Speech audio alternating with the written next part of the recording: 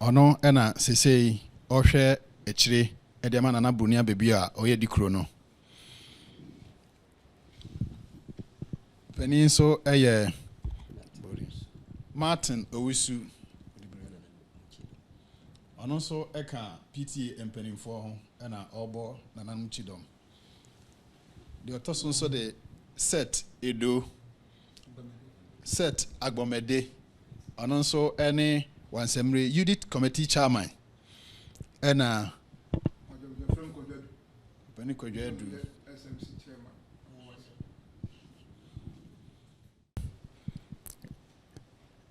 Chairman boko baby ayi free hoboko na ye wo haw kakra wo yesuku sem ho na empani bu baby omo se ekom de wa okobia wonim enye baby aduane wo di etutu ye ni a no ono ena ye ni to nanim se ye de haw ebeto nanim a obetumi ayemwa ene se oma yeda se ende ohwe yanim nsu itu nyina na wase ye ba free se na na hye ye bre nti ye ba ya ye de adesere ena ebeto nanim mpa ametaso miensa Wansamerehene Kontihene ye hawa ye wo no fa yesuku ho suku no ewo entotofefe wa ekopem de ye frani JHS no na a teacher for any school num sesi ntiama ya mofra no kwa omunya akyerɛkyerɛfo ema won kyerɛ wade sɛ de sɛ a teacher for a wo school num ho bɛn fie nan ne de na omuye enipa enson na yenim sɛ obi eba adekyerɛ no mu a mfie miensa otumi pre transfer na wafiri ho nti afi mu enipa miensa a omuye teacher for nso pre transfer eko ama akoka akyerɛkyerɛfo 9 ene wo school num sisi a free enkwala mu ekopim JHS na ene mpanimfo ene PTA 4 ba 9 eko education say ye kwa akopebi ye ko ye no ye nsa nka bi ya bona ye se ya ye posting na edikan na wie nti just second batch ye tu ye ni a ensa ba bia ene ye se ye ntumi ntena ho no se abra aban ebema ye teacher fo no ansa na nkola na ko school nti de ba beto na nanim na waboaye se de be ya ba bia akyerɛkyerɛfo ni bi wo bia no obepe bia maye na nkola no so adesua no atumi agina ne na so Kontihene akai akoya ni munyam hye edi nkan ne ba obu ye se kom de wa cover bia enim e bia aduane wo ne kwanso anu no ko se omu pe aduane wo a Wansamerehene nya hanan ko mu ba because Wansamerehene ye akwam Wansamerehene mze ye nkari penini ena nikura edinka sebe bibi na atu omu na omu pe bia besu akokyera ka hona omdika iko na migiri se bia omo tua na mo kura dada na minimisa nkari penini so sebe ne ho mfa no tibia omu no bia ontime nye omwa sesia so entino enya dia amofo edi nkan de eyemede se sebe Wansamerehene so ya asante asante manzo eye nyina edia iwura Opemsuo ena ne mine enti se ne mabi ewo haw omo wo haw bi mu no tu ani na enso enkoto obia so a no mu digbiato a ebre asantema Akwamuhene na funso obi anim so enti no emo bi a ebitimi aye de aboa ebehwe ni aye ni atua na mo de aboa se de amo kan so Wansamerehene before man ho enso matena ho enam me papa ne me maame no modwuma mkoye nti sebe me papa kuyani kokoo no oye nti bi bebre odo ye Wansamerehene so ne ka ho bi na nyame ncha de so eho ene ba bi a papa he chene ni koko a oye odi man ire no ho no di maame nti ese me maame so akodi ho ese me so ma be di ho ye ba ho da bia mi sua de ba ho da bia mi be di akonwa na mi ntimi ma ho but na me wo UN kura no ka se me kosra do no one time me kohwe ho se de ho sitie and say nyina e dia se nipa wo ho di ya asante adi ye de hia no enye babia ofire santeman asem ne yeka de santeman na emma amofra ye ni aye mofra e wa ahohihia mu a emu ebu ho se de boa emma ye so na meka mia menu yakuma odi machi na enwanwa se ede tikani ko won se mra wo so wonko 70s no kura na tikafo abu ho o mo bu ho ko menu yakuma odi machi oko class 1 to class 6 or once every so I started form 1 kura ansa na yi na ba amukum ha askwa ama obeto aso obe no comment transfer odeko e oba e kura na hetiki aso onye no cause no usa ntino na headmaster bi wo na onso onim headmaster no ha no se da bi akura no ye no so hwe ansa na wa mpaase a no o manko oye no pass ye afi kraketo na be school oba class a on na go di first ofi Wansamerehene so na dia ma me masma one e chese tete hono kra no na hono the dog do for nko an no obi anti ho so permanent ayi ho we ko no asan na teacher 40 ho e ba ne sen ene sebe Wansamerehene agina ayi kuromu a na enye tikafo mo nko entin ze emoa bi na o se nyina ehwe na ehwe de boa na ebehwe na ayi nkomodi eti mebusa nsem bi na maji muaye frimo se sa ahoyehia atumu anambo embe na motuo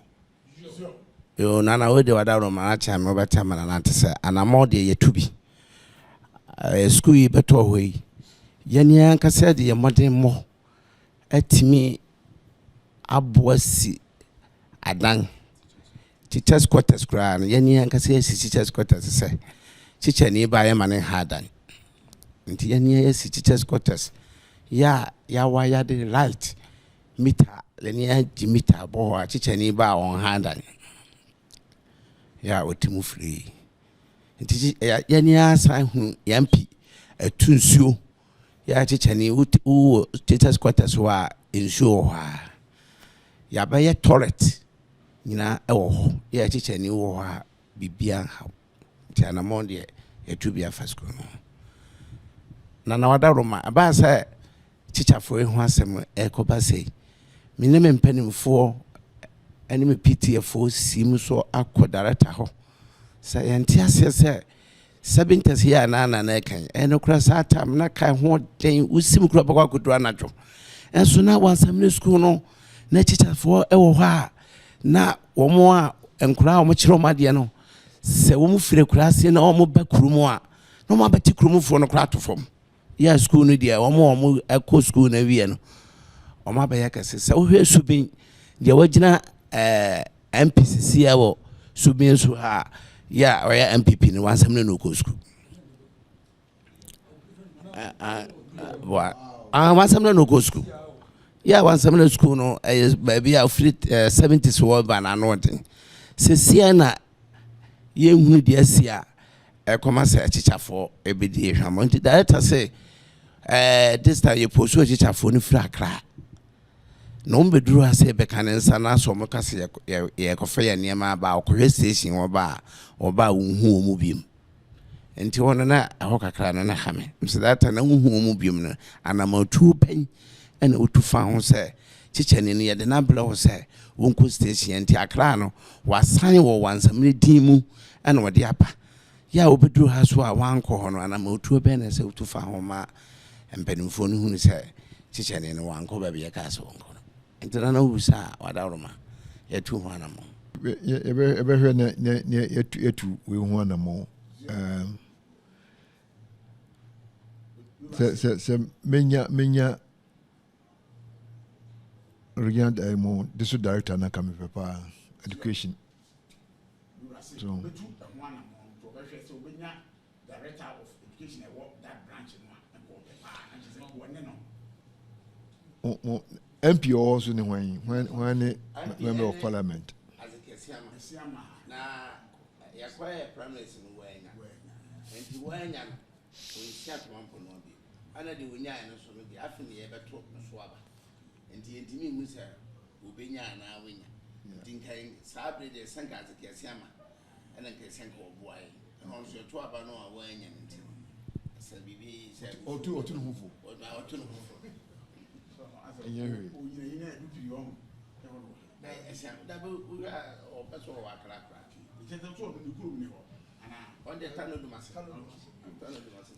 enti ebehwe ne etu ho anamo se let na se atwira osi atwire na edin komososo e form ni hu se be ya mo abe ne betimi aba na de abebo amo enti me am a regional director of education at we are to name and sana da kobo minister of education so minister of education I was here was here duchum me so me chana dey form 4 form 5 o level ndi ebe se krata no so here ya ebe se krata no na se me kan no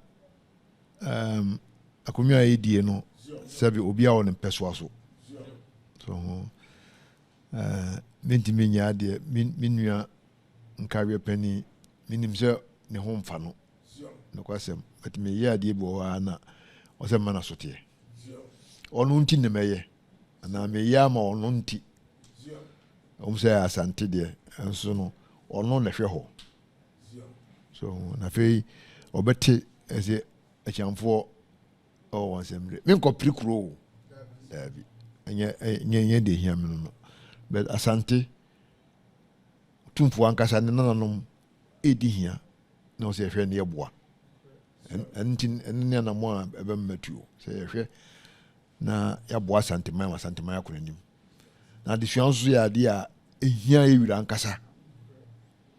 Otumfuo se ti otoso mienu adesua ya de ho hia no ko omete foundation o tie so de boa won a woni bie amotumi asua de na nisu ade hunu ba kon a menti o ma o ye sa foundation no a o sha no for educational fund zan what na in general de ye pomuden ni ade no mu nyina but na ade sua eni sinense o de dinya de anzo afiri mu de bibia ye be ye aboa ma de sua koso santeman mu de onokro atia onso be de akire enti na mka sem beba me se omumfre media fo ema omumra de enye edemu nkomo eni edie na adesede media fo mesra won se nkomo edie umfa ntwa bonten so mayen no mo hu dawru mayen se kuro Wansamerehene asante kuro edi hia no madi omu ohihia ensamo no be tumanimu ena ye ka ho asemu se won school teacher for kwa wa kire nkola de school e free kindergarten come JHS na master say teacher for say enan enti class bi akura o teacher ba ko a ka say ye kan teachers be say edu ana say 15 oh na enan ese o me no ma kira de kindergarten for so se nkola mienu kura teacher o kira wan de no oni no wadaje oni hu adaji kura because ni here attention na onu na be hwe sa nkola nketewa yi afiri ho akɔkyerɛ obi o JHS ade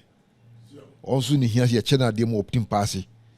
na ɔto aso ebele ne nkola atimi akɔ anim ese krono ne nkola no na yedi won aboro enti na mso omumra no mso emetie na omun kɔba nkomo a yedi na ommo hu dewro mai Opemsuo radio ha bi Opemsuo radio so muti as mati Otumfuo din ano no kabe yewura ano sanu adwuma na se da meka no mepese wo mu ebobo hu dewro amayen na muntu no so ayemre amayen enti no se me di kan no se nkrata na o se yetwere a ebetwere na me ma nkawie nyankawie ina hini ehine aso si wo ho so mo de abetire no asante amamre so de shawan fan she frito enya dia